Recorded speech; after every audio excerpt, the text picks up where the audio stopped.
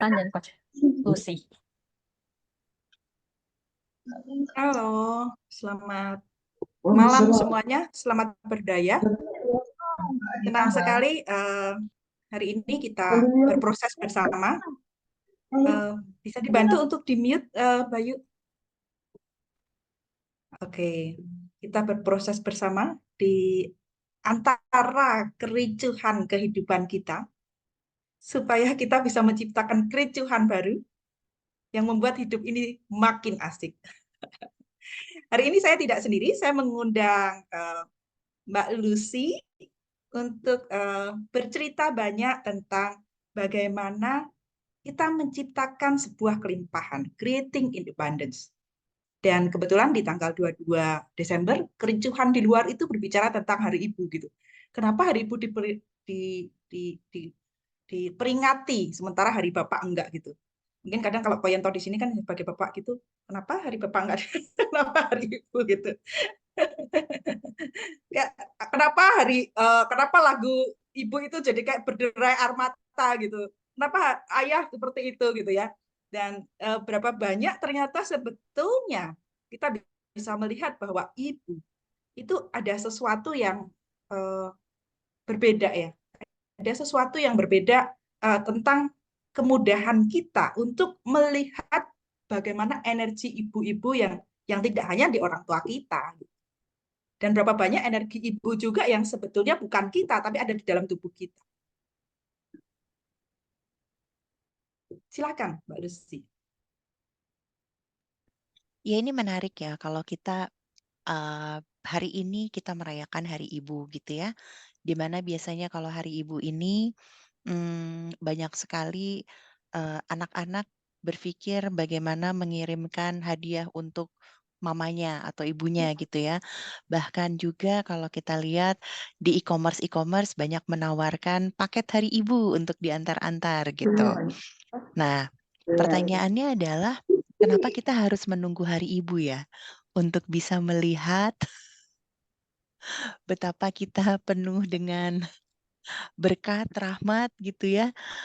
Kalau memang kita sangat bersyukur dengan kehadiran orang tua kita, baik itu ibu ataupun baik itu ayah kita gitu ya.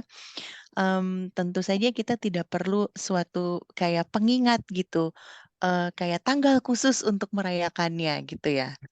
Nah, ini yang mungkin kita jarang lihat ya Mbak Intan ya. Kita kadang seringnya take it for granted gitu. Jadi kita lupa bahwa dengan kita secara konsisten bersyukur terhadap orang yang ada di sekeliling kita, orang tua kita, keluarga kita, kakak adik, teman, tetangga gitu ya. Justru itu malah akan membuka semakin banyak keberkahan dan juga abundance. Karena 2 minggu lalu Kak Abi dan juga Coach Rina itu menarik sekali gitu kalau kita mau mengakses mengenai keberlimpahan dalam hidup kita mulailah dari bersyukur gitu kan ya. Nah, ini yang menarik adalah di Hari Ibu ini gitu. Apa sih rasa syukur yang mungkin Bapak Ibu teman-teman sadari gitu khususnya di hari ini? Atau mungkin Mbak Intan mungkin bisa sharing? Yang saya syukuri gitu ya, adalah seberapa banyak ya beliau hadir, benar-benar hadir gitu kan, dengan caranya yang berbeda setiap waktu. Jadi ada kesadaran baru tentang hadir dengan caranya yang berbeda. Ini yang kita nggak dapatkan. Jadi kadang-kadang kita itu suka sorry, saya mute. Bayu bisa bantuin untuk mute ya.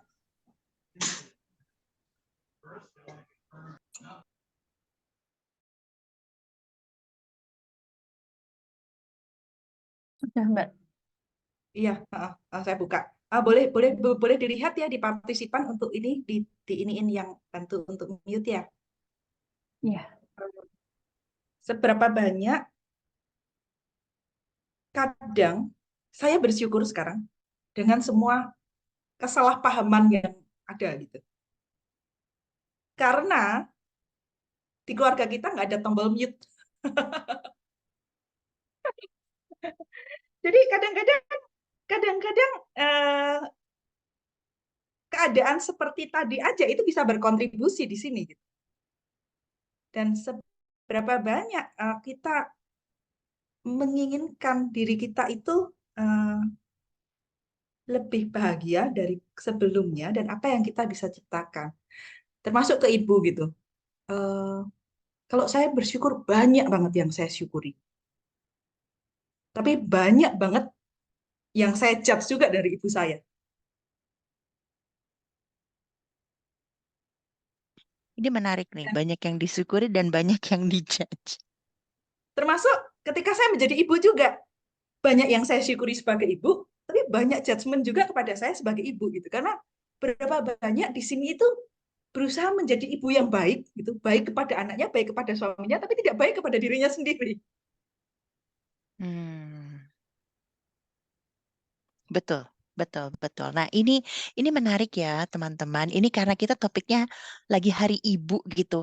Emang ini koneksinya apa sih nanti sama creating keberlimpahan gitu ya, menciptakan keberlimpahan dalam hidup. Di sini kesadaran yang Mbak Intan dapat dan pengen Mbak Intan sharekan sama kita itu kan adalah bahwa bagaimana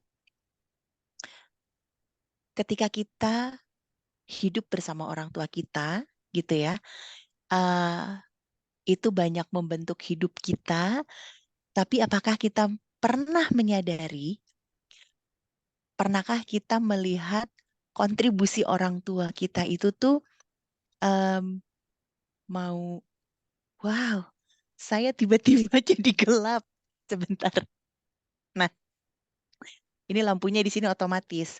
Kalau kurang gerakan, jadi mati sendiri lampunya. Nanti keluar tuh yang kemarin itu. Aduh, keluar falak ya.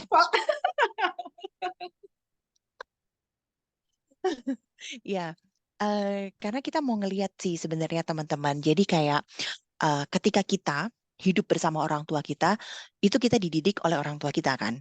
Dengan semua cara pandangnya, dengan semua value-nya, nilai-nilainya gitu. Nah, dan ketika kita sudah dewasa sampai hari ini gitu ya, apakah kita pernah mencoba merefleksikannya? Terima kasih kepada orang tua kita yang telah mengajarkan banyak hal, tapi pernahkah teman-teman menyadari bahwa hidup yang teman-teman jalani hari ini itu benar-benar hidup yang teman-teman inginkan daripada mewujudkan keinginan orang tuanya?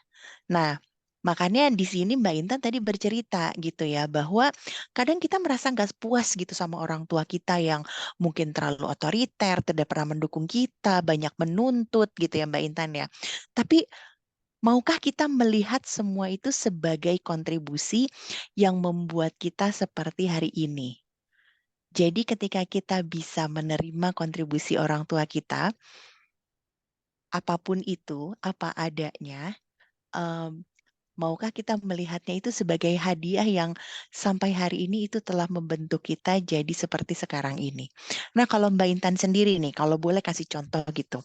Kalau aku kan ngelihat Mbak Intan ini sebagai seorang perempuan wanita yang apa ya, independen, penuh creativity, berani untuk memulai sesuatu yang baru gitu ya. Kalau Mbak Intan boleh refleksikan, dulu ketika sama mamahnya atau mungkin sama papanya gitu ya, itu hubungannya seperti apa sih? Apakah memang seindah itu sehingga menjadi Mbak Intan yang seperti sekarang ini? Iya, itu jadi kayak suatu transformasi ya dari kelas saya juga yang Inner Child Healing, dan sekarang saya akan launching bukunya Inner Child Empowerment. Nah, ternyata indah atau tidaknya itu dari sudut mana kita memandang gitu. Tadi tadi tadi mengingatkan saya sangat bagus gitu dengan mati lampunya tadi. Bahwa ternyata semua orang tua, semua yang hadir di sini kita punya sisi gelap, kita punya sisi terang. Kalau kita masih ingat di perkenalan sebelumnya tentang Mbak Lucy, ada sisi falaknya, ada sisi susternya. Nah, sekarang yang hadir sisi apa nih? Dan di dalam diri kita pun, kita bisa jadi sisi falak, kita bisa jadi suster di dalam diri. Termasuk kayak tadi, ketika saya bilang, mute dong ini gitu. Mungkin eh, orangnya mungkin mau ngomong di mute, kelihatannya saya falak sama orang yang saya suruh mute gitu. Tetapi saya suster bagi yang lain yang ternyata itu hanya noise, yang ada sesuatu yang saya sedang sampaikan gitu. Dan bagaimana jika kita mengizinkan untuk melepaskan mulai sudut pandang benar, salah, baik, buruk kepada orang tua kita, pada orang-orang terkasih kita, melepaskan semua pemikiran dan proyeksi ekspektasi ya, yang kadang-kadang kita kepingin orang ini begini gitu. Nah, ini yang ini yang menjebak saya di inner child healing adalah seberapa banyak eh, buku-buku parenting yang saya baca gitu, apalagi saya psikologi gitu.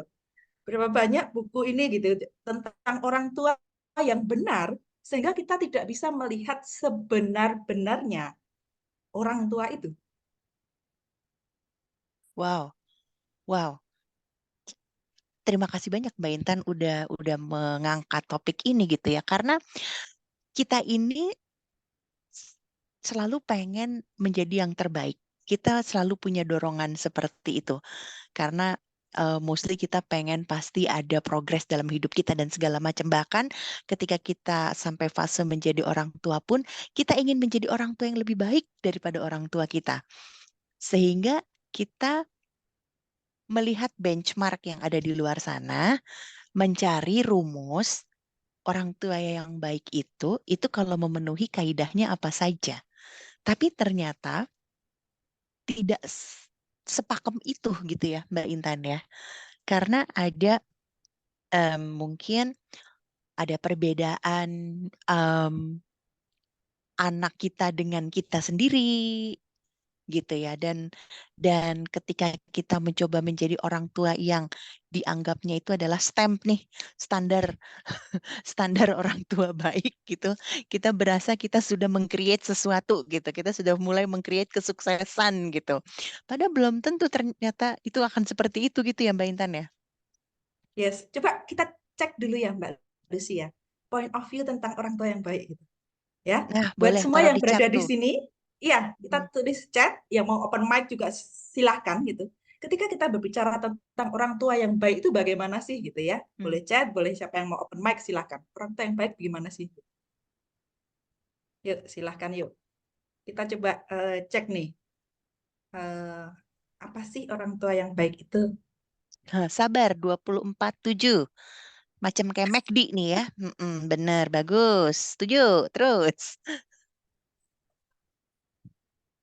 Lapar ya Mbak Lucy, udah makan belum sih? Eh, Kok jadi enggak. ke McD? Loh, itu tadi di chatnya ditulis sabar 24/7. Kan yang iklannya Terus munculnya McD. ah, Oh, kan oke. 24/7. Ah, orang brand banget dah. Aduh, ini kayaknya gimana nih, boleh loh. Pandangan teman-teman boleh berbagi pandangannya orang tua yang baik menurut teman-teman itu apa? Apakah itu orang tuanya itu yang misalnya 100% bisa memenuhi kebutuhan anak-anaknya, yang bisa menyekolahkan ini, mengerahkan anak, ya. Orang tua yang baik adalah yang bisa mengarahkan anak. Atau apakah orang tua yang baik itu adalah orang tua yang bisa membuat anaknya bersekolah lebih tinggi daripada dirinya. Sandang, pangan, papan, pendidikan. Terima kasih Pak Abi. Terus apa nih? Apa pandangan teman-teman terhadap Sebentar, orang. sebentar. Ini Pak Abi, sandang, pangan, papan, pendidikan ini apa? Anak menyediakan sendiri atau orang tua yang menyediakan? Ya, secara umum kan di luar sana orang tua yang baik itu yang bisa memenuhi kebutuhan sandang, pangan, papan, pendidikan. Nah, pendidikan ini baik berupa pendidikan sekolah maupun pendidikan secara informal. Ya, itu sih kalau secara umum yang ada di luar ya, pendapat umum seperti itu saya kira. Oke, memberikan yang terbaik dari yang pernah diperoleh orang tua. Oke, Mbak Dwi. Apalagi nih?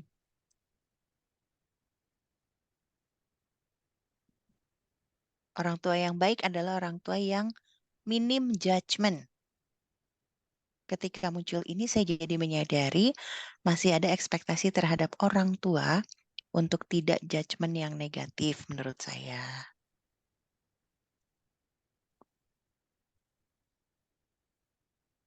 Ada yang mau sharing mungkin open mic biar kita tahu. Raise hand dulu kata Mbak Bayu. Dia adalah murid yang baik.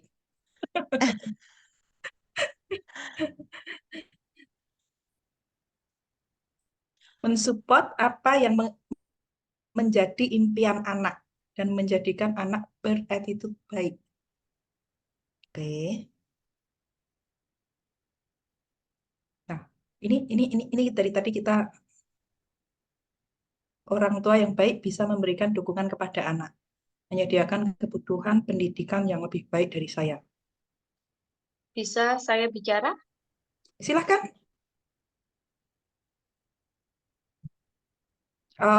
Bisa open kamera? Sebentar, saya bingung ini gimana open kameranya. Oh, oke. Sambil bicara juga nggak apa-apa. Hmm. Nah, oke. Orang tua yang baik adalah orang tua yang bisa memberikan bimbingan yang baik. Jadi mengarahkan sesuai dengan patokan yang pernah dia peroleh dari orang tuanya dulu, gitu. Misalnya, misalnya ini kalau biasanya ini kalau orang tuanya Islam itu berarti dia anaknya juga harus dididik secara Islam, harus dikasih pendidikan secara Islam gitu. Berarti itu yang benar gitu. Oke, kalau orang tua zaman dulunya itu memakai handphonenya Hmm. gimana? Perlu nggak diajarin ke anak sekarang cara pakai handphonenya gimana? Itu termasuk itu, Termasuk. iya Oke, itu termasuk point of view-nya itu kira gitu. iya, kira-kira kalau handphone sekarang dipelajari Hmm. dengan cara pakai handphone yang orang tua dulu ajarin, handphonenya bisa hidup nggak?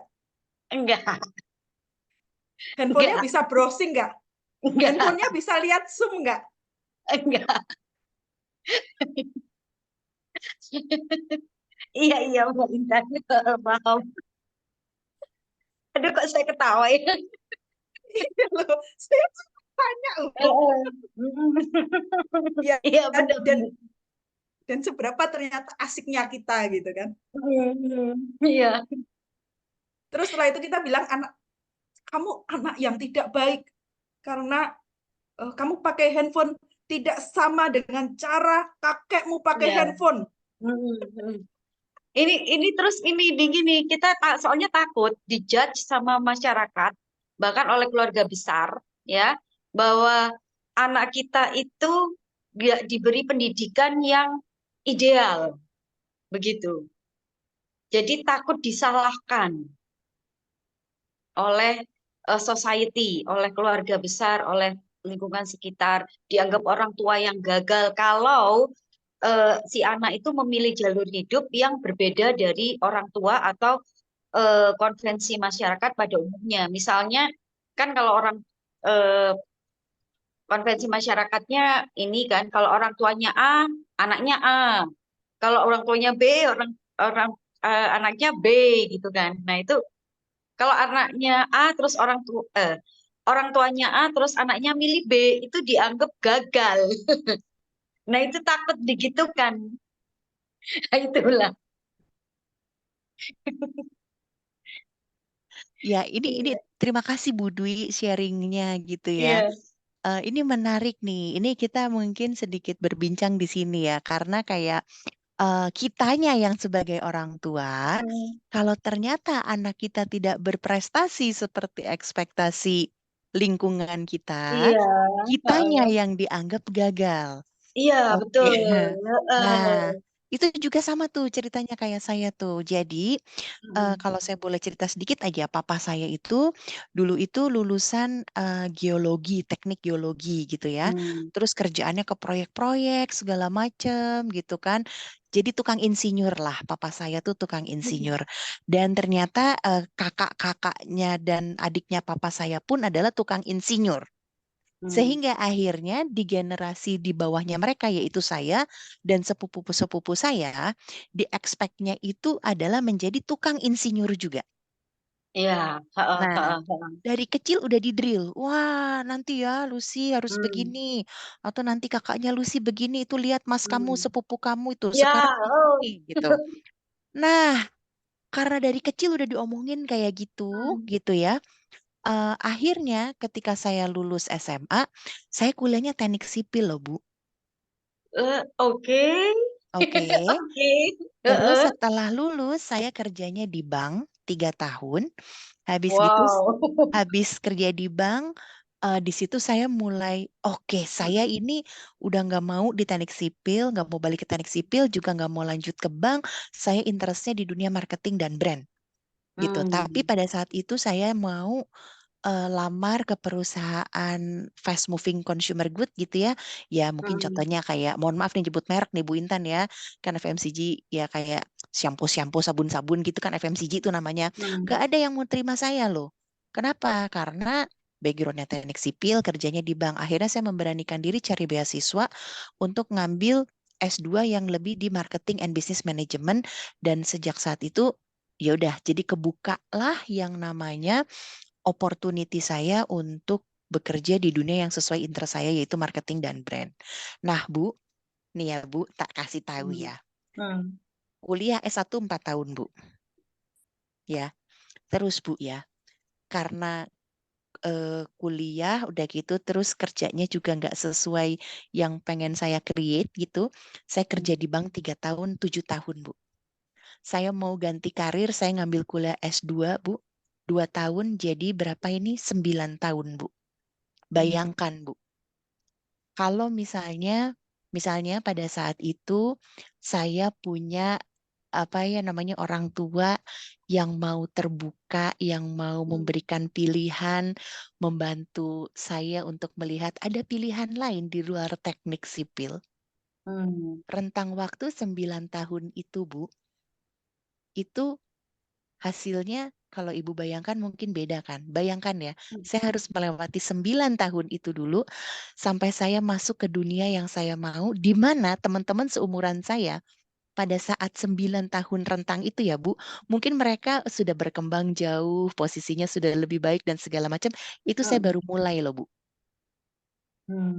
iya, iya, iya, Tapi iya. saya tidak Hmm, menyesalinya. hmm, Kenapa? Karena daripada saya terus-terusan bekerja dan berkreasi, berkarya di tempat yang kok kayaknya nggak bikin saya fun ya. Nah, stuck ya. Hmm, Bu, gimana tuh Bu kalau misalnya nih, hmm, bahkan dengan Ibu memberikan tuntunan kepada anak Ibu itu lebih seperti fasilitasi, ngasih hmm, tahu, ada banyak pilihan A, B, C gitu ya. Kamu hmm, suka mana? Kalau pilih A, ada konsekuensinya misalnya B atau enggak hmm. gimana gitu ya. 9 tahun itu waktu yang nggak main-main loh Bu untuk menciptakan hidup loh. Itu karena kita Hmm. memaksakan anak kita, enggak ya pokoknya harus IPA. Nah, Oh iya, sekolahnya harus biasanya teknik, gitu. harus jadi tukang insinyur. Nah, em, pada ujungnya Bu, orang lain boleh menilai kita gitu ya, orang lain boleh punya ekspektasi terhadap kita, tapi tetap saja yang ngejalanin hidup kan kita ya Bu ya. Kita mau jadi Hmm. apapun, kita mau sukses, kita mau gagal, orang lain tuh ya cuman berkontribusi urun pendapat dan urun komentar saja Bu, tapi Iya, iya, iya. tapi Iya. tapi tindak nyatanya ya ujung-ujungnya kita lagi kan. Nah, ya mungkin itu bisa Iya, jadi iya, betul, betul. pandangan baru ya Mbak Intan, gimana nih Mbak Intan? Aduh, nyangkut aku Mbak. Oke, oke. Teman-teman yang ngikutin dari sesi pertama ya kita udah belajar tentang contraction sama expansion.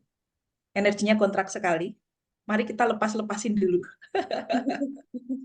Iya, iya. Ya, oke.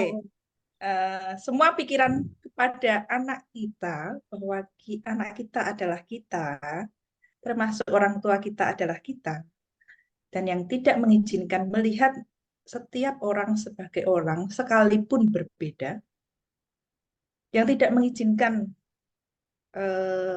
kita untuk melihat pendapat yang berbeda, bahkan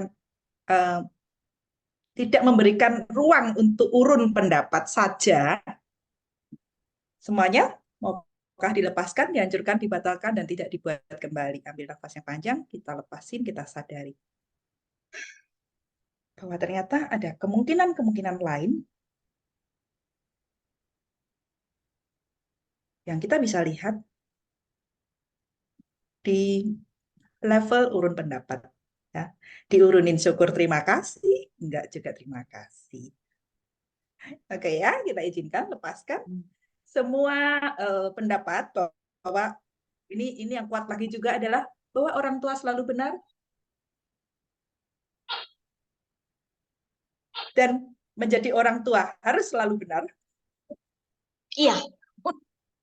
Oke, yang tidak mengizinkan kita untuk melepaskan kebenaran kita sehingga kita pikir itu adalah yang terbaik.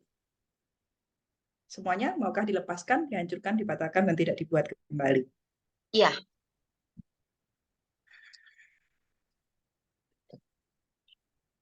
Ini sebetulnya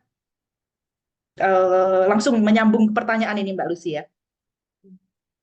Bagaimana melepaskan implan sebagai victim dari mantan suami dan menciptakan relasi yang is dengan uang. Ini kembali. Bagaimana Itu punya melepaskan saya juga.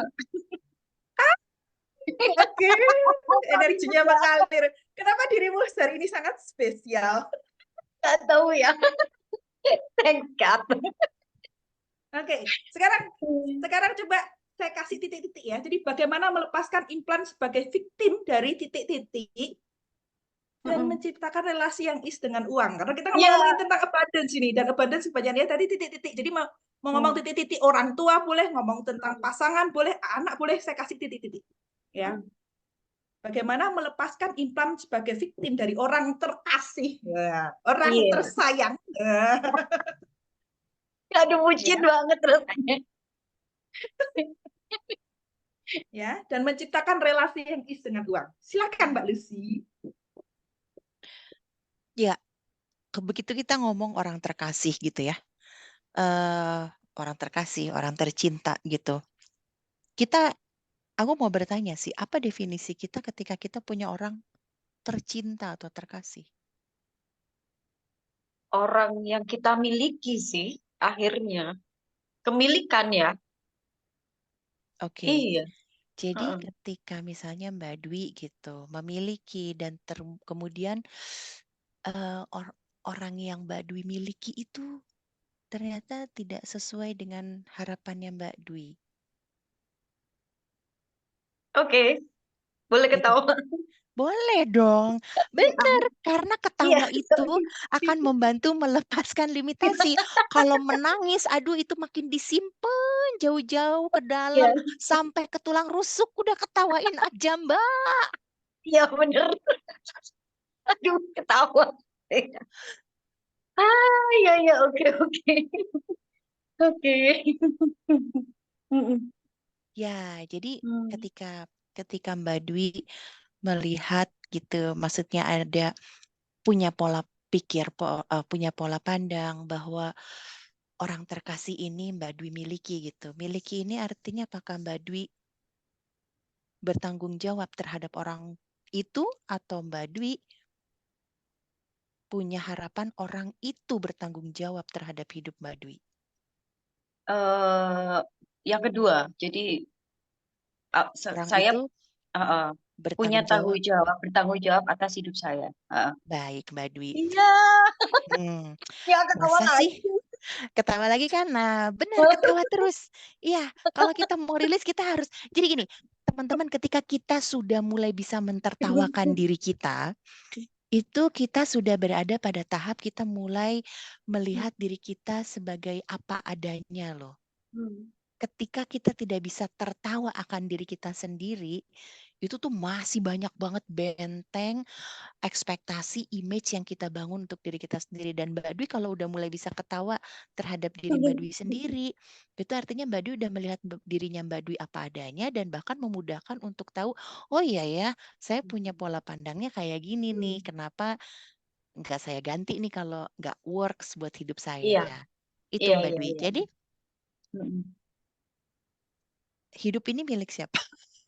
Hidup saya adalah milik saya. Ya ampun, ya Tuhan. Ya, Lalu astagfirullahaladzim. kok aku pengen ketawa, Bu Intan ya, lucu banget. Ini seru deh omongannya, ya ampun. Terus kalau suami gitu, oke, mantan suami lagi. Nah,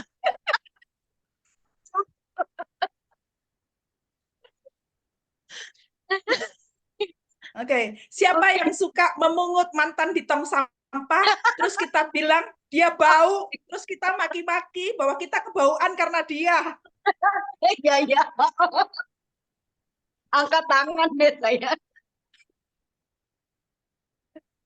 Ya Tuhan, astagfirullahaladzim. Ya, ya, Oke, oke. Mm-mm. saya izinin lagi Astagfirullahaladzim. ya, lepasin ya. Mm-mm. Ya, oke. Energi ruang kesadaran keajaiban yang kamu tidak lihat tentang dirimu. Sehingga kamu pikir bahwa keajaiban itu adalah seperti Cinderella yang diselamatkan oleh seorang pangeran.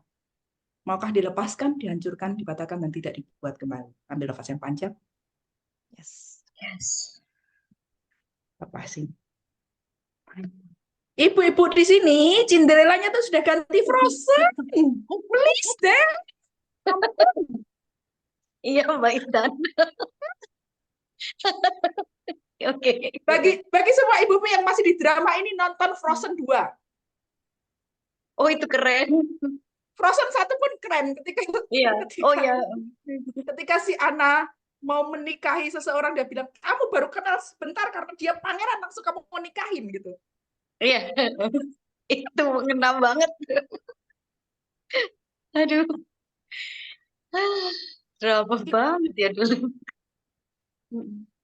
Ya, jadi Ya. seberapa banyak kita mau mengakui diri kita bahwa diri kita ini cukup adanya, punya kekuatan yang cukup untuk menciptakan hidup kita sesuai yang kita mau, tanpa perlu kita mengharapkan orang lain melakukannya untuk kita. Hmm. Jadi ini teman-teman di sini ini fasenya di mana nih? Fase meng-acknowledge atau mengakui, oh iya ya, saya datang ke dunia ini, saya diberikan talenta, saya diberikan kebisaan, atau teman-teman berada pada fase yang, aduh saya ini nggak bisa apa-apa dan saya lebih baik menggantungkan diri pada orang lain supaya yaudah saya tahu nunut aja deh. Dan yang lucu Mbak Lucy ya, nunut ini tidak hanya secara finansial. Ternyata challenge daripada klien-klien saya itu adalah nunut secara emosional. Hmm. Jadi membiayai, jadi banyak wanita yang membiayai untuk memenuhi kebutuhan emosional diri sendiri.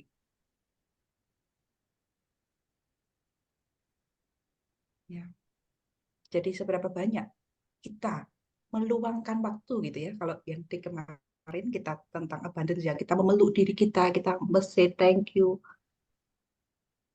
Seberapa banyak kita memberi ruang untuk emosi itu, mengasuh kembali dan menciptakan pengasuhan yang fun, menciptakan pengasuhan yang dunia ini asik loh, cuman main gitu.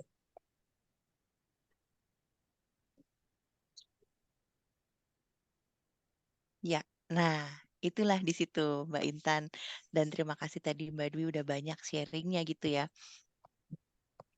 Ketika Iya. kita mau, ya kenapa? Terima kasih kembali. Maaf kalau saya sampai ketawa kayak gitu. Enggak, aku suka, nggak usah minta Iya. maaf. It's okay. Iya, iya. Thank you for sharing the laughter. Terima kasih. Oke, sama-sama. Mm. Iya, di sini terbuka mau sharing ketawa, mau sharing menangis, mau sharing apapun emosi kalian. Ketika kalian menyadari, kalian bisa memilih yang berbeda. Jadi kalau misalnya kemarin dramanya itu adalah drama India, kita bisa kok milih tentang adventure gitu. Kalau channel aja kita bisa ganti, masa hidup kita nggak bisa gitu. Yes, sepakat. Mm-mm.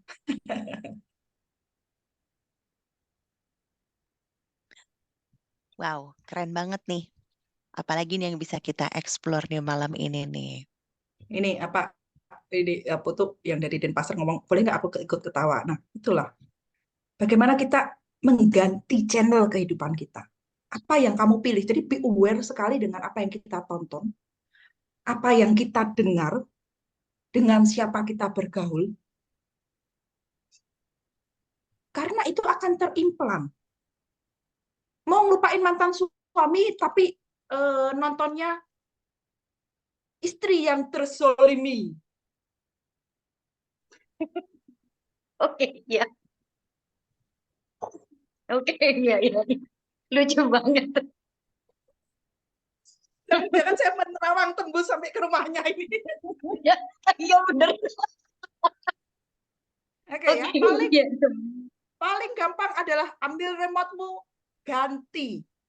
Hmm. Memang masa kalah sama pawang hujan yang pakai remote ganti hujannya jadi terang. Oke, oke, iya. Ya, Iya, iya. yuk kita coba sekarang sama-sama aware dan sama-sama nikmati drama apa yang secara tidak langsung itu muncul. Paling gampang itu kita tes itu di handphone kita. Karena handphone kita ini namanya smartphone ya. Jadi dia itu sebenarnya asisten kita. Kalau kita nyarinya hari ini kacamata, dia kan ngeluarin kacamata semua. Kalau yang suka nonton film bokep, keluarnya bokep semua gitu. Jadi kita tinggal kalau mau tahu orang, ambil aja handphonenya. Nah, Handphone, iya, iya.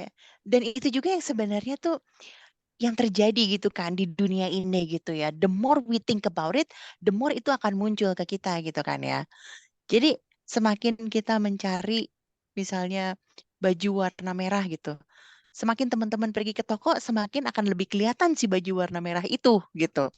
Jadi itu bagaimana cara pandang kita melihat dunia itu membentuk realitas yang ada di sekeliling kita. Nah, kalau teman-teman mau menciptakan realitas yang berbeda gitu ya, ya ganti pola pandangnya gitu. Kalau misalnya mau menciptakan hidup yang penuh adventure gitu, TV-nya gitu ya, gambaran TV-nya diganti jangan nonton drama, tapi mungkin diganti yang lebih ke petualangan-petualangan gitu ya Mbak Intan ya.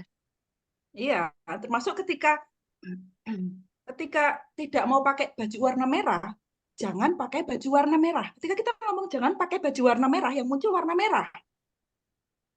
Kita Ya, perlu mengenali baju warna kuning itu indahnya kayak apa, baju warna hijau itu indahnya bagaimana. Tapi kan itu ya, kalau kalau kalau kalau nggak melekat gitu, kalau nggak ini loh aku, nek ndak warna merah itu bukan aku. Nah, ya, semua yang kita pikir itu kita dan kita rasa itu kita, padahal itu bukan kita, yang kemungkinan itu adalah milik orang tua kita, kembalikan dulu kepada orang tua, milik society yang kita pikir itu punya kita, sehingga kita tidak bisa menjadi diri kita sendiri. Izinkan, lepaskan, hancurkan, batalkan, dan tidak dibuat kembali. Yes.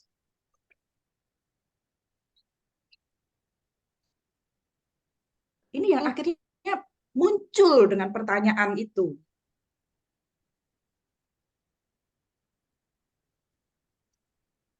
Gimana create abundance? Kalau kita tidak memilih abundance, gimana kita bisa create abundance?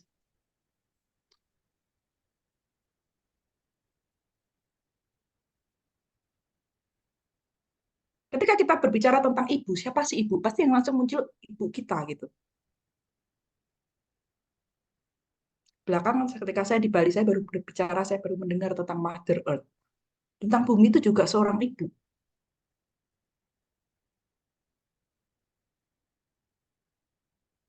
Dan ternyata di mana-mana saya ada ibu. Ternyata setiap hari itu sudah ada yang ngirimin sarapan buat saya. Oh, ternyata itu ibu saya. Siapapun bisa jadi ibu saya. Termasuk siapapun bisa jadi pasangan saya. Tapi pasangan sebagai apa? Kalau pasangan kita adalah seseorang yang seperti ini, akhirnya kita tidak melihat pasangan-pasangan lain yang akan muncul di dalam hidup kita, yang sebetulnya berkontribusi dalam hidup kita. Pasangan bisnis. Makanya kadang kita berharap istri, suami kita punya 1000 keahlian.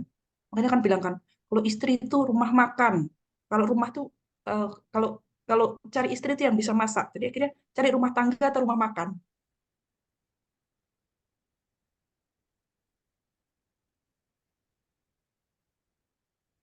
Padahal ada rumah makan depan rumah yang dia tuh masak terus. Jadi kan tinggal apa ada GoFood yang ini gitu. Tapi kita melihat istri kita tuh nggak bisa masak. Aduh, apes banget ya aku gitu. Akhirnya apa yang kita ciptakan?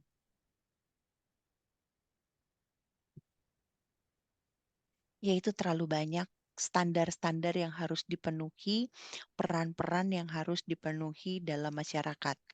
Itulah yang membuat jadi kayaknya saklek pakem harus begitu gitu. Tidak melihat ternyata ada solusi yang lain. Kalau istrinya tidak bisa masak, ada catering rantangan atau kedai depan rumah masakannya tersedia dari jam 7 sampai jam 10 malam gitu misalnya. Iya, dan ketika istri kita nggak masak, ternyata bisa di sebelah kita terus loh. Dan kita nggak lihat itu gitu.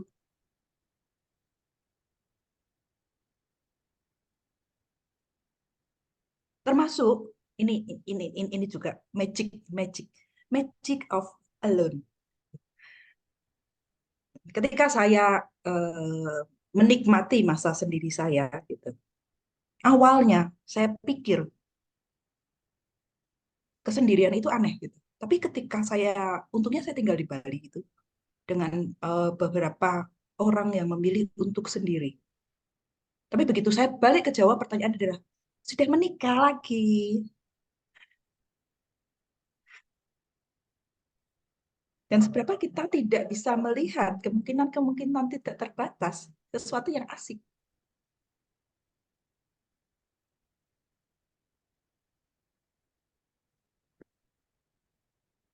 Itu lucu deh Mbak Intan. Mhm.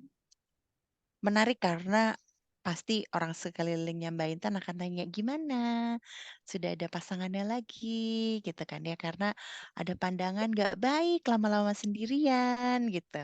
Boleh dong Mbak Intan di-share gitu gimana Mbak Intan bisa yang tadi itu kan termasuk yang tadi kita bilangin orang-orang yang suka urun pendapat tapi tidak berkontribusi nyata gitu kan ya. Nah gimana tuh Mbak Intan menghadapi itu tuh tips and triknya gimana tuh Mbak Intan? Yang paling asik sih apa yang benar tentang orang ini yang saya belum lihat. Hmm. Jadi ceritanya begini nih. Eh, saya baru dapat info. Jadi kemarin ada teman saya buat tesis tentang perceraian. Lalu WA ke saya, terus kita Zoom bareng gitu dan dia menceletuk kebetulan dia adalah konselor ya, konselor suatu keagamaan gitu dan dia mengatakan kepada Mbak Intan itu bisa sekarang punya ruang pulih, mengatakan sesuatu yang baik, tapi pernikahannya sendiri nggak bisa diselamatkan gitu. Akhirnya saya sepele bertanya dengan ini. Oke, saat itu langsung yang muncul ada apa yang benar tentang orang ini yang saya nggak lihat. Lalu saya tanya, bagaimana pernikahannya dia? Tanya, dia berantem terus sih sama suaminya. Oh oke, jadi dia nggak bisa bahagia dengan pernikahannya dan dia marah sama saya yang memilih untuk mengakhiri pernikahan yang tidak berkontribusi lagi dalam kehidupan saya. Wow. Ya itu menarik ya. Itulah adalah contoh di mana ketika kita lebih memilih menjadi benar di mata orang lain, kita jadi menutup pilihan-pilihan yang sebenarnya akan berkontribusi lebih besar dalam membangun hidup kita.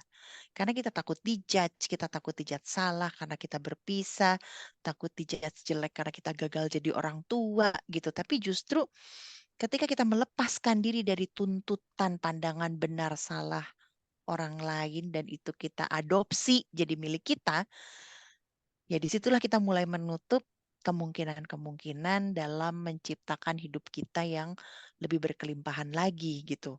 Ya berkelimpahan bukan artinya banyak duit dan tidak hanya banyak duit dan segala macam ya, tapi berkelimpahan dari segi hidupnya itu penuh sukacita gitu kan, nggak penuh drama dan segala macam gitu. Iya, iya dan berapa banyak kalau kita mau berbicara tentang perceraian ya, berapa banyak orang menyelamatkan anak atau menyayangkan anak dengan korban perceraian. Tapi berapa banyak anak dengan korban pernikahan yang tidak terselamatkan?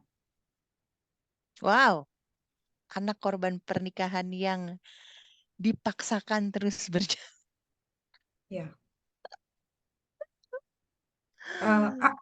Apa latar belakang orang tua yang anaknya menjadi tokoh pembunuh di luar negeri, orang tuanya masih bersama?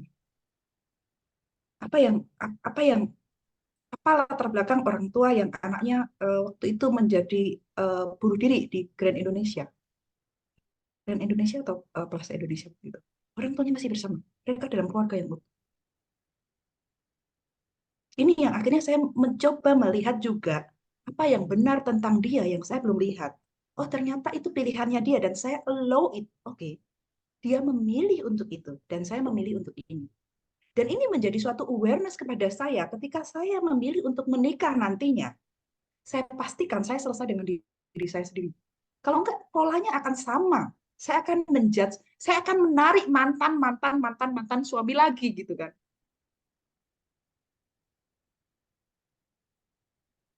Ya, dan ketika kita belum selesai dengan urusan yang unfinished business itu juga yang akan menghambat kemampuan kita, kekuatan kita dalam menciptakan hidup kita sendiri.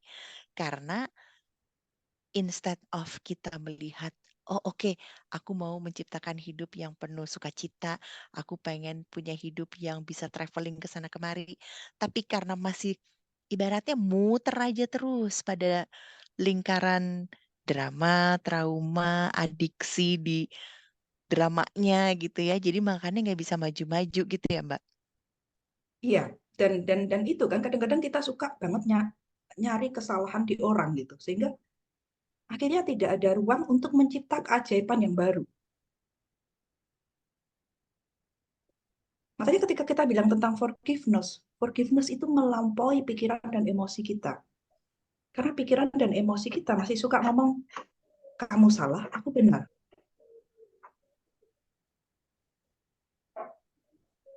Karena nanti akhirnya pada seberapa banyak orang yang akan bersama kita yang enak untuk kita ajak untuk ko-kreasi. Orang yang hadir kepada kita untuk menunjukkan yang tadi kita bilang, mungkin di sebelum-sebelumnya saya pernah bilang, yang menunjukkan ketidaksadaran dan anti kesadaran kita, sehingga kita nggak memilih kesadaran itu.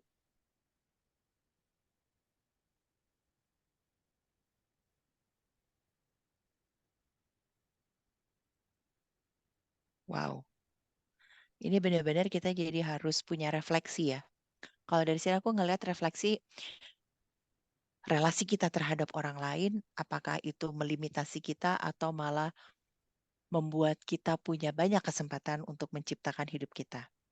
Tapi yang satu yang juga tadi kita banyak bahas itu adalah bagaimana relasi kita dengan diri kita sendiri.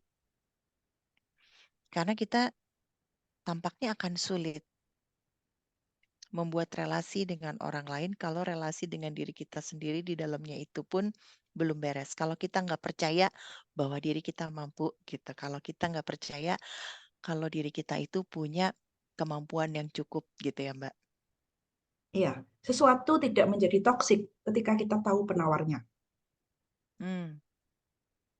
Berapa banyak orang yang bergembor-gembor Hmm. dan bahagia dengan cerita I'm in a toxic relationship gitu, tapi kita ngundangin terus toxic relationship, lalu kita bangga dengan cerita toxic relationship kita, lalu kita pikir kita kita adalah korban dari toxic relationship itu, padahal kita adalah ular kobra.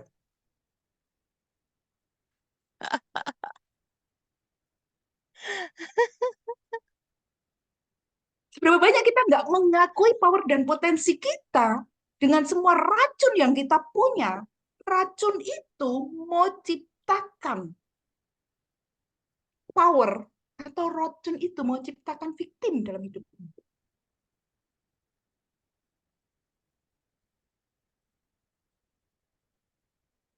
Ya ini menarik ya Mbak Intan. Dengan Mbak Intan tadi ngomong gitu, sebenarnya Mbak Intan tuh ngajak kita semua teman-teman untuk melihat bahwa ketika kita melepaskan judgement atau penilaian kita atau ya penghakiman kita bahwa yang begini ini pasti jelek, yang begitu itu pasti bagus.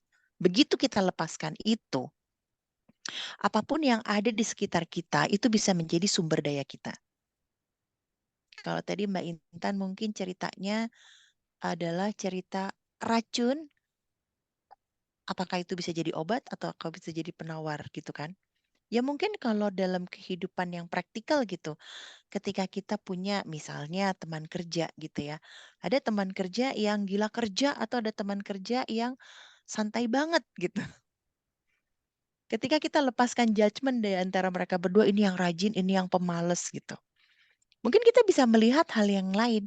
Ada kalanya kita memang butuh orang-orang kan yang ngegedor, sukanya ngedrive, kerjanya ngedrive. Tapi kadang ada juga orang yang kita butuhkan lay low untuk membangun networking dan segala macam. Nah, begitu kita lepaskan penghakiman itu teman-teman, apapun yang ada di sekeliling kita, kita terima kehadirannya dengan rasa gratitude dan syukur, dan kita tahu, oh kontribusinya akan seperti ini. Jadi ibaratnya kalau misalnya, misalnya cari tukang jahit aja yang paling gampang nih. Kalau misalnya tukang jahitnya lama tapi rapih gitu kan, itu pasti teman-teman akan pakainya untuk misalnya menjahit baju acara resmi, keundangan gitu. Tapi kalau teman-teman cuma mau potong celana jeans, nggak akan kan datang ke misalnya ke tailor Wong Hang, Kwang Tung segala macam nggak kan? Cukup mas-mas bapak yang mengkol di pinggir jalan deket pohon motong jeans doang bisa kan? Dan kita tidak bilang ini penjahit buruk, ini penjahit jahat. Penjahit jahat, penjahit bagus gitu ya.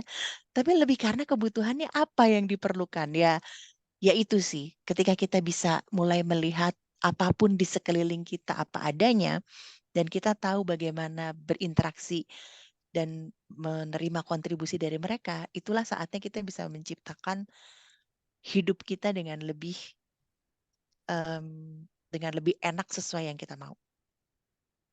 Mbak Intan lucu deh. Iya, dan bagaimana kita melihat resource kita gitu. Saya dulu berpikir, saya itu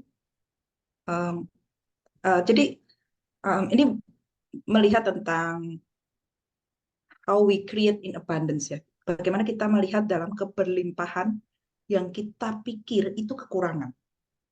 Contoh yang paling gampang adalah terkait dengan depresi. Jadi saya itu adalah anak kecil yang ketika kecil itu suka nangis. Dan kalau nangis tuh kayak tawon gitu loh, gitu, nggak berhenti gitu. Dan pada saat seperti itu, orang tua saya akan berusaha untuk menghentikannya dengan memukul dan ini sebagainya gitu. Termasuk ketika saya mengambil di psikologi, saya melihat kemungkinan-kemungkinan terkait dengan penyembuhan terhadap depresi. Akhirnya saya menemukan di pragmatik psikologi bahwa ternyata saya sangat peka sehingga klien saya yang mau depresi aja atau tetangga saya depresi, saya pun sudah merasakan itu. Dan ternyata depresinya bukan punya saya, ternyata depresi itu punya teman saya, teman apartemen saya. Waktu itu saya di Denpasar masih di apartemen, jadi kita tinggal gitu. Cuman ketika kita menggunakan tools daripada Access Consciousness ini punya siapa gitu, orang ini muncul. Dan ketika saya datang, saya ngobrol ke dia, ternyata dia juga ini gitu. Dia merasakan depresi yang sangat gitu. Tapi ketika saya melihat diri kita menjadi sesuatu yang salah, wah kamu ini ya apa namanya ini ya depresi ya gitu. Akhirnya kita mengunci dalam dalam label-label survivor, ini termasuk juga bagian sakit ya. Kadang-kadang kita suka dengan survivor, akhirnya kita nyari orang yang sakit. Akhirnya terus kita nggak sembuh-sembuh gitu. Karena ada jarak antara keberlimpahan, ini yang kemarin kita ngomong ya, Mbak Lucy ya. Keberlimpahan terhadap penyakit, ada keberlimpahan terhadap power potensi kita yang menyadari itu penyakit. Kita mau pilih mana? Ini yang kemarin di awal, gitu. Ini Mbak Lucy ini juga sangat menyadari kekayaan saya. Dia selalu bilang, Mbak Intan ini berubah terus itu. Tapi kemampuan perceiving saya sangat cepat. Bahkan terakhir dia bilang, kok jadi hari ibu? Iya, karena awareness-nya di hari ibu gitu. Akhirnya creating in abundance-nya hari ibu, ganti lagi gitu. Saya melihat ternyata kadang kita sangat cepat yang kita pikir itu punya kita. Tapi itu ternyata punya di sekeliling kita yang oh oke gitu. Makanya ketika kita mengembalikan semua ke pemiliknya dan benar-benar memilih untuk aku menyadari ini ada depresi. Lainnya depresi apa gitu kan lawannya misalnya. Lawannya adalah stabil secara emosi. Oke, saya memilih untuk stabil secara emosi. Siapa yang akan menemani saya untuk stabil secara emosi? Siapa yang menemani saya untuk lebih aware terhadap emosi saya? Di mana saya bisa memilih untuk menjadi lebih aware. Nah, ketika seperti itu, akhirnya kita keluar nih daripada drama kita. Nah, itulah indahnya abundance. Kita melihat sesuatu yang kita tidak lihat karena pikiran kita sangat terbatas. Itu yang membuat kenapa kita perlu melakukan bars. Kenapa kita menyentuh dan akhirnya kok aku lebih jernih ya gitu. Karena ada unspoken situation, unspoken, ada yang tersirat dan tersurat gitu dan banyak hal yang sebenarnya nggak serumit itu gitu. Tapi karena kita mencintai kerumitan, ya kita berada di rumit terus gitu dan kita pikir itu kita. Ya karena kadang kita tidak menyadari ya bahwa kalau tadi Mbak Intan cerita juga kan kita pikir apa yang masuk ke kepala kita, apa yang kita rasakan itu benar-benar adalah diri kita gitu. Tapi kalau teman-teman ya mungkin ini sudah pernah terekspos atau terengage dengan access consciousness atau belum gitu. Tapi kita kan hidup tidak maksudnya tidak melulu apa yang kelihatan secara fisik gitu kan ya. Bayi kenapa bisa ngasih tahu mamahnya kalau dia lapar padahal hanya dengan tangisan saja. Karena memang basically kita terkoneksi secara energi. Nah, pun ketika kita sekarang sudah besar, kita masih terkoneksi secara energi. Makanya tadi Mbak Intan tuh, mungkin karena Mbak Intan antenanya tinggi banget ya, jadi tahu baru dikit aja, siapa yang depresi ketangkep sama Mbak Intan. Siapa yang lagi stres, lagi sedih ketangkep sama Mbak Intan gitu. Nah, koneksi energi itu kalau kita tidak tidak aware dan kita tidak cukup connect dengan diri kita sendiri, kita bahkan bisa merasa bahwa oh ya itu beneran milik kita, itu yang bikin kita stres. Padahal sebenarnya belum tentu, itu hanya ada yang terjadi di sekeliling kita. Dan agree banget Mbak, bars itu sangat membantu banget untuk melepaskan istilahnya sampah-sampah elektromagnetik lah dari energi-energi itu yang mempengaruhi being kita ini.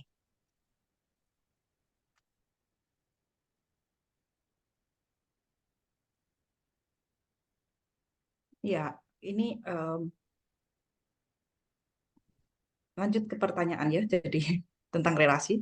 Bagaimana menjadi orang yang disegani dan orang nyaman dengan kita, bukan dekat karena ada kepentingan pribadi. Pertanyaan adalah, maukah kamu menjadi buruk untuk orang-orang itu?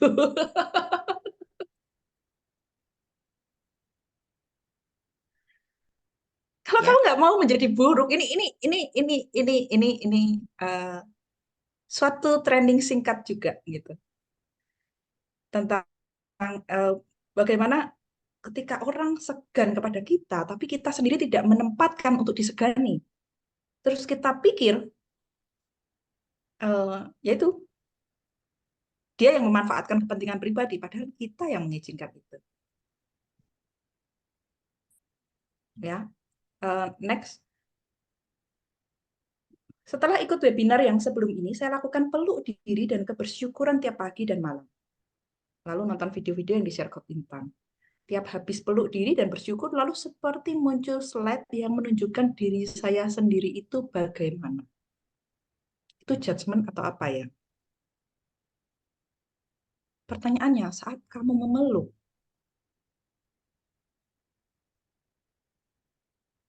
seandainya yang kamu peluk di dalam dirimu itu duri, kamu melihatnya durian, atau kamu melihatnya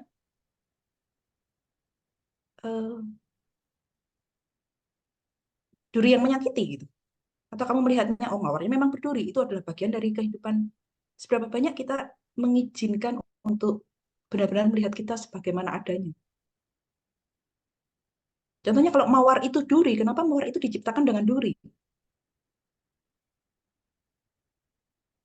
Dan ketika kita mau memeluk bagian durinya, mau memeluk mawarnya, mau memeluk harumnya, sebagaimana adanya, itu namanya melepas judgment. Mbak Lucy? Apa yang benar untuk kamu itu rasanya akan sangat enteng. Ini coba direfleksikan lagi ketika melihat gambar-gambar atau slide tentang kehidupanmu. Apa yang kamu rasakan? Apa sensasinya di tubuh? Apakah itu rasanya seperti terkontraksi, jadi merasa kecil, jadi terhimpit, tertekan, atau ketika melihat slide-slide itu, slide gambar tadi itu, apakah rasanya enteng, ringan, kayak mau terbang gitu? Dan ketika kamu tahu, oh oke, ini ringan, ya bisa jadi itu yang kebenaran yang sejati untuk dirimu. Tapi ketika rasanya kok terhimpit banget, berat banget, ya bisa jadi itu judgement yang masih ada dan pengen dilepasin. Dan cuman kita yang bisa melepasinnya. Ya, yang Kita punya mau yang bayar bisa coach berapa ini, mau bayar psikolog berapapun, kalau dirimu nggak melepaskan, nggak akan bisa. Betul. Ya. Kitanya mau lepaskan atau tidak. Ini yang ditanya dengan selanjutnya. Apa tahapan untuk bisa mencapai B, creating independence secara automatically? Karena semua adalah energi, seperti halnya dengan creating juga adalah energi. Oke. Bagaimana B? Apa tahapan untuk bisa mencapai B creating? In abundance secara automatically. Wow. Kok di situ aku ngebacanya isinya judgment semua berarti. Saya dengan satu kalimat aja. Lepaskan bahwa itu ada tahapannya. Ya.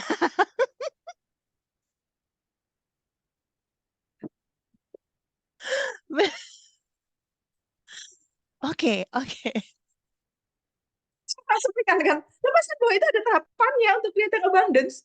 Just lihat kamu sebagaimana adanya. Kamu bisa bernafas hari ini, itu abundance. You already are. Iya. Kamu sudah, maksudnya you all already are abundance gitu. Kayak hari ini kita bisa nge-zoom seperti ini. Mata kita masih bisa lihat layar, puji Tuhan, telinga kita masih mendengar, kita masih bisa mencerna dan tertawa-tertawa, atau mungkin kita masih bisa mencerna dan agak aha moment gitu. Nah, itu adalah abundance yang kita punya. Tubuh kita, fisik kita itu abundance buat kita. Lalu nurani kita untuk memilih, untuk berubah, itu juga adalah suatu abundance. Karena banyak orang yang memilih untuk selalu terjebak dalam drama trauma dan tidak nggak bisa gitu kelihatan oke semudah itu memilih.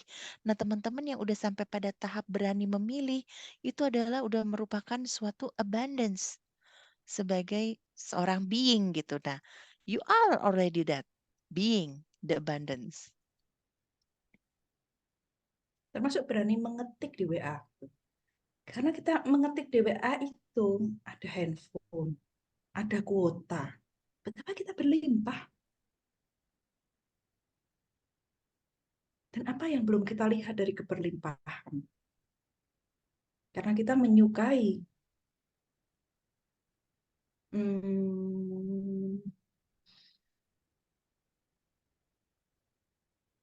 tahapannya.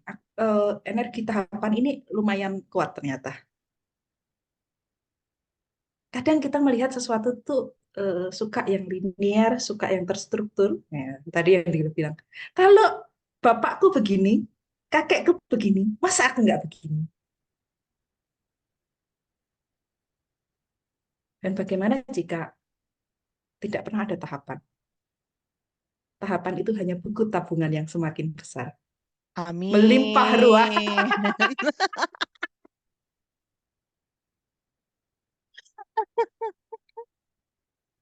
Hmm.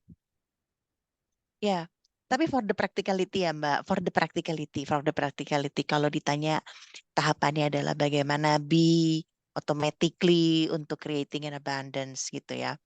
Ya sebenarnya tuh bocorannya tuh udah dikasih sama Pak Abi dari 2 minggu lalu gitu. In the practicality, ketika kita be ourselves, ketika kita receiving ourselves, menerima diri kita apa adanya, itu adalah udah salah satu bentuk keberlimpahan. Karena kita bersyukur dengan diri kita apa adanya, gitu ya. Nah, itu dulu deh yang disadari every day. Apapun yang terjadi, kita lepaskan penghakimannya.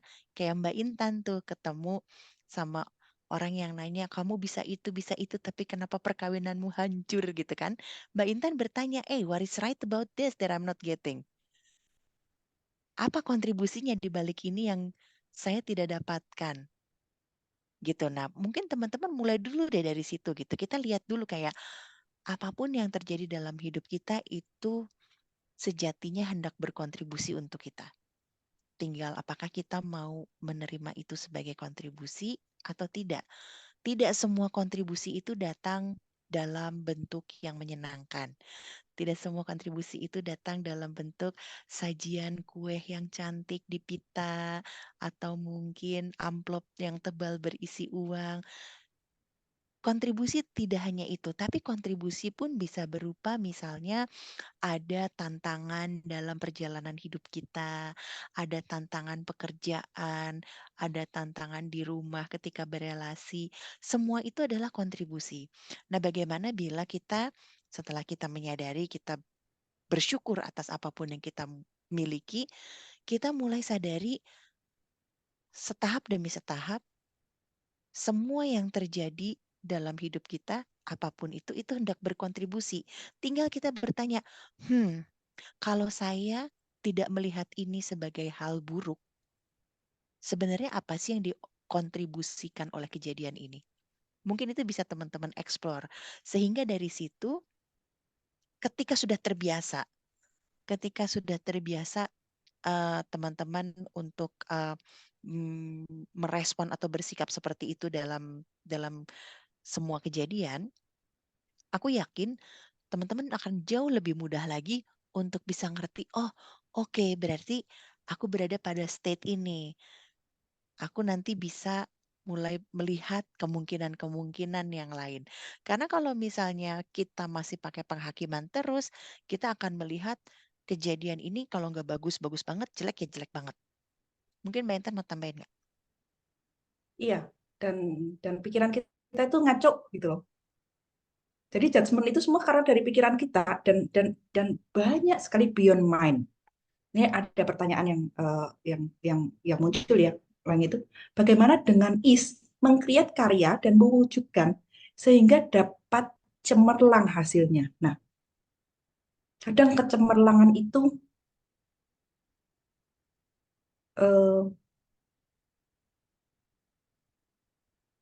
seberapa besar kita melihat apa yang kita bisa pandang dan syukuri. Dengan hadir saat ini, sadar penuh. Nah, hadir saat ini, saat penuh, ini ada satu contoh lagi yang menarik yang tiba-tiba muncul di saya. Kalau tiba-tiba kalian tadi di tempatnya Mbak Lucy, dan tidak tahu kecanggihan teknologi tentang lampu, dan kalian di suatu kantor baru sendirian, tiba-tiba lampu mati, data kalian yang muncul apa? Wah, ada setan. Siapa yang matiin? Terus bentar kita gini-gini ternyata hidup. Siapa yang hidupin? Ini aware sama data kita. Ini yang kita bilang mind. Ini yang kita bilang judgment.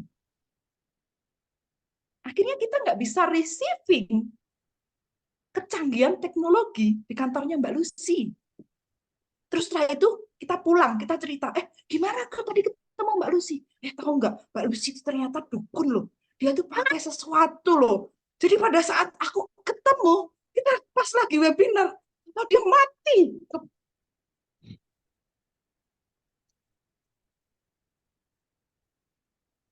Iya, iya, iya. Nah, ya itulah bahayanya. Bahayanya sudut pandang yang apa namanya sangat-sangat sempit. Ya, terima kasih Mbak Ningsih. Semoga kucingnya sehat selalu. Ini kan mau ke dokter kucing katanya. Nah, itu kontribusinya Mbak Ningsih sama kucingnya itu. Terima kasih. Ya, itu yang tadi balik lagi gitu ya. Betapa pola pikir kita kalau misalnya kita hanya stuck pada pola pikir yang sama terus-menerus, kita tidak mau coba explore, kita tidak mau coba lihat cara pandang yang lain, ya akan sulit untuk kita untuk mencari kesempatan-kesempatan yang baru, kemungkinan baru apalagi gitu yang kok kayaknya ini oke nih buat kita gitu. Iya, dan ya present moment ya. Hadir penuh dan sadar utuh kita di situ dengan bertanya. Bagaimana kita merubah semua kesimpulan itu dengan bertanya. Jadi kalau misalnya kita mau lihat cemerlangnya adalah ya dalam creation cemerlang bagi partner kita seperti apa, cemerlang bagi ini seperti apa, itu perlu disadari. Persis kayak seperti itu contoh yang tadi itu benar-benar berkontribusi di sini gitu ya, tentang apa yang kita belum melihat bahwa ada kemungkinan lampu itu bisa mati hidup, eh, lebih hemat dan dan dan dan itu sesuatu yang kita nggak lihat karena di rumah kita butuh saklar. Tapi ketika kita present moment dan kita bertanya, oh, oke, Mbak Lucy, ini ada apa? Oh iya, ini dia butuh sentuhan gini. Oh iya, gini. Kalau enggak kan, kalau itu dimainkan gitu, menjadi pawang hujan dan sebagainya, Mbak Lucy, sebentar, saya akan creating abundance.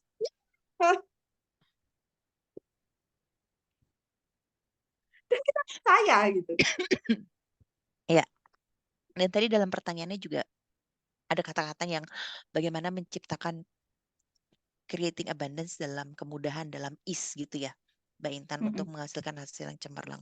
Oke, teman-teman, ketika kita create, kita tahu apa yang mau kita kita mau ciptakan gitu ya. Nah, tapi yang perlu teman-teman ingat gitu ya, ketika teman-teman bilang berkemudahan, itu beda artinya dengan gampang atau dengan mudah, itu artinya beda. Ketika teman-teman punya satu niatan, oke, saya ingin menciptakan, misalnya ya, dalam hidup teman-teman mau bikin bisnis baru deh, bisnis kecil-kecilan baru, mau bikin kedai makan gitu ya misalnya. Ketika berkemudahan, ketika teman-teman punya mindsetnya berkemudahan, apapun nanti tantangan yang muncul selalu ada solusinya ketika teman-teman bertanya.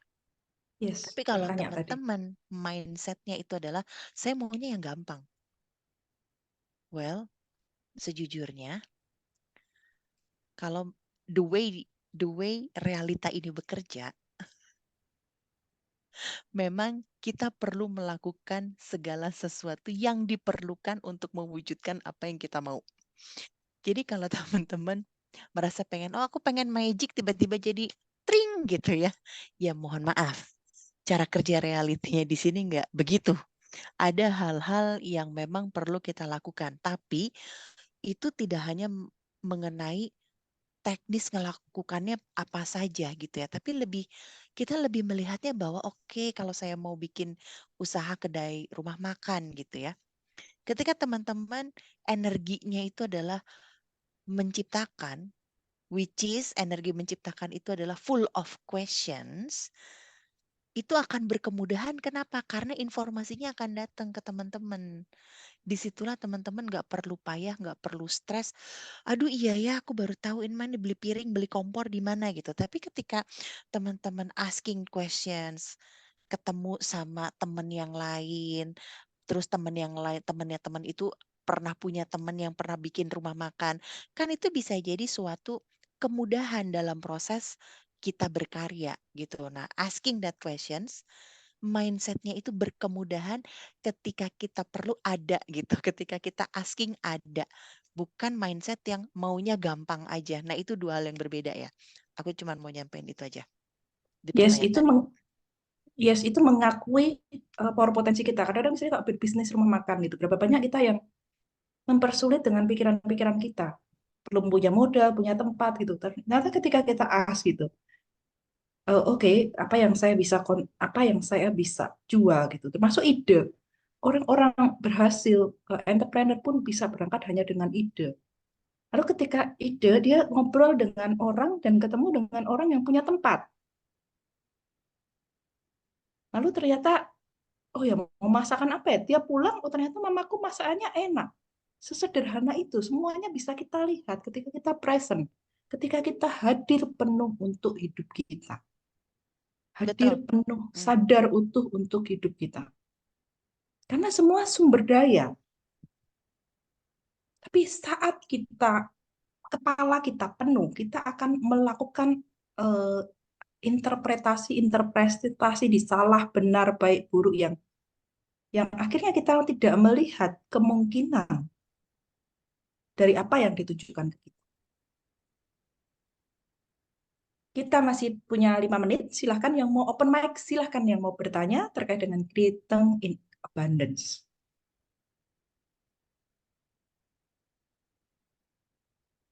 Silahkan manfaatkan 5 menit yang terakhir. Karena kita bisa bilang 5 menit sangat lama, kita juga bisa bilang 5 menit sangat cepat.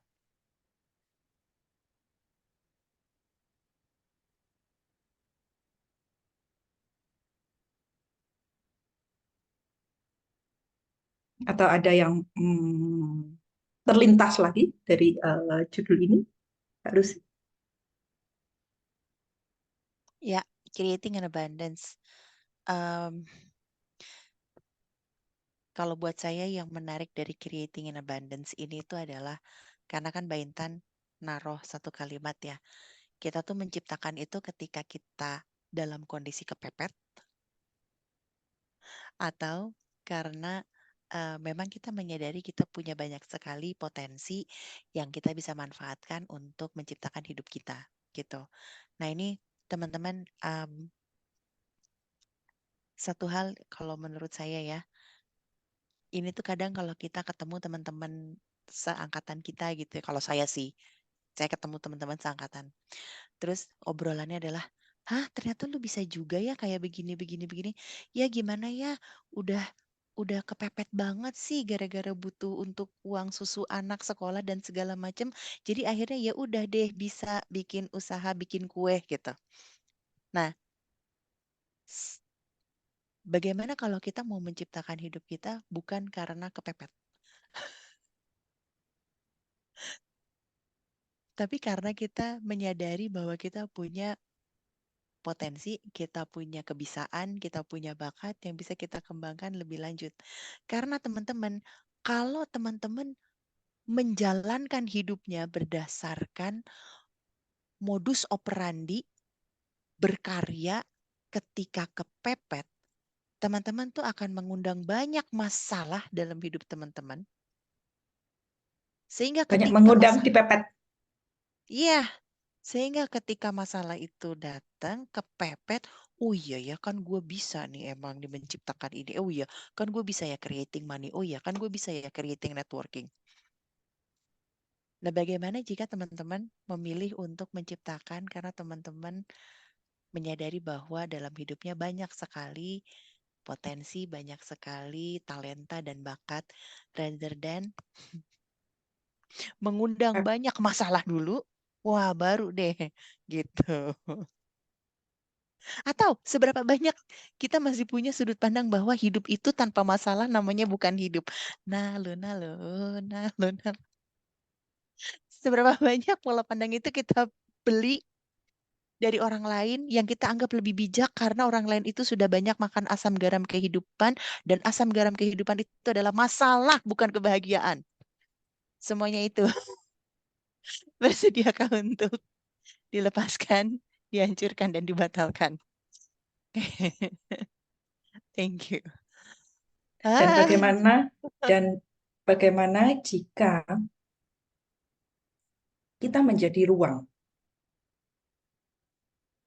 untuk melihat sejelas-jelasnya kita dan menciptakan lebih banyak ruang lagi bahwa semuanya itu berkelimpahan.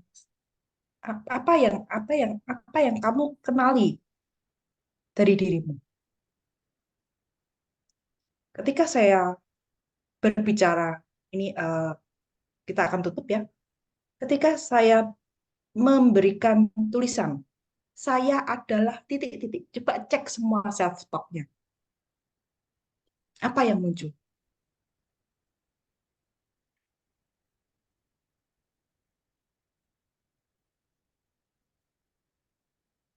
Ketika kita melihat semuanya gitu ya, dari sesuatu yang tidak nyaman, ketika kita melihat yang tidak nyaman dengan diri kita, saya adalah apa?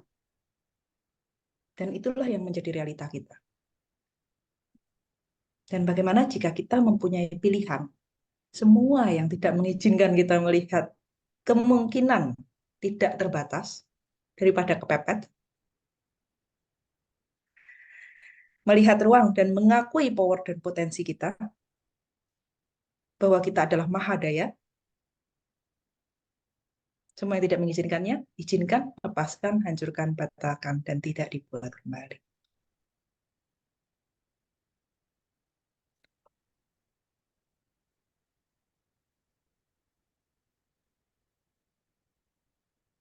Wow, indah sekali. Nah, ketika kita menjadi abundance, yang muncul adalah saya adalah titik-titik ya. Yuk, silahkan kita sambil berfoto bersama. Ya, terakhir ya kita selalu berfoto bersama. Silahkan open mic. Saya akan mulai dari saya, lalu mulai dengan Mbak Lucy, lalu Pak Api, Bayu, semuanya kita sama-sama bergantian menyebutkan gitu ya. Saya adalah apa untuk menutup ini. Hai. Saya mulai dengan saya. Saya adalah senyum. saya adalah uang. Saya adalah berkah. Saya adalah spons. Boleh. Selanjutnya akan saya pandu gitu ya Mbak, untuk menyebutkan namanya biar nggak tabrakan gitu, boleh kan? Iya, boleh, silakan. Mungkin yang udah on cam ada Bu Yunita Sari. Saya adalah kebaikan. Oh, selanjutnya Ibu Linvi. Saya adalah kebahagiaan. Wow. Dilanjutkan oleh Ibu Ira. Ibu Ira masih mute. Saya adalah kebaikan. Oke, wow, kebaikan. Dari Ibu Ira dilanjutkan oleh Mbak Putu. Saya adalah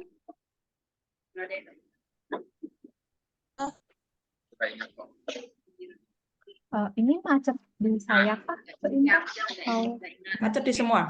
Kohyanto, Oke. silakan. Saya adalah apa ya? Oh, oke. Saya adalah petualang. Cilia? Lanjut. Misalnya Dewi bisa, saya adalah karunia.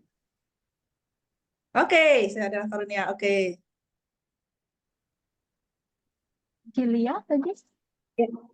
Tadi yang terlintas pertama, saya adalah anak gembala yang selalu riang dan gembira. Makanya teringat. Jadi lagu. Saya adalah, oke. Mbak Dwi, silahkan. Saya adalah amazing creature. Oh, yeay. Yeay. Ini Mbak Jovita mungkin.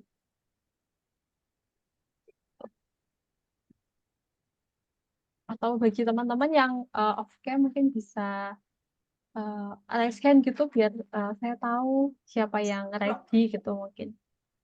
Ini ada Bapak Guru Singa. Saya adalah kepenuhan cinta. Oh, Yeay. ini ada dari chat Asik. Mbak.